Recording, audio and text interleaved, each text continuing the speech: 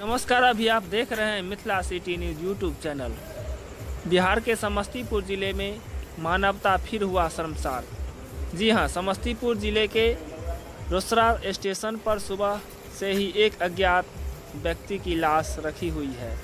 यात्री प्रतीक्षालय में एक 80 वर्षीय बुजुर्ग का लाश पड़ी हुई है। जीआरपी का जवान ने बताया कि कल शाम मार्केट की ओर से आया था और यात्री प्रतीक्षालय में बैठा फिर सो गया। उसी क्रम में उसकी मौत हो गई। मृतक के पास एक झोला है और उसमें एक कुर्ता है, एक धोती है और एक कमंडल है और गले में तुलसी का माला पहना हुआ है। वहीं रोसड़ा रेल प्रशासन इस घटना से निर्भर बना बैठा है। कागज पत्र तैयार होके आएंगे, लाश को जल्दी उठा लिया जाएगा। कब से रखी हुई है लाश? लाश को रात को 9 बजे रखा गया। आपका नाम? मेरा नाम पप्पू कुमार सिंह। क्या चीज है? क्या है? पप्पू कुमार लिखा जाता है। पप्पू कुमार सिंह। क्या पूछा? BSG। मिथिला सिटी न्यूज़ के लिए समस्तीपुर से संतोष राज की रिपोर्ट।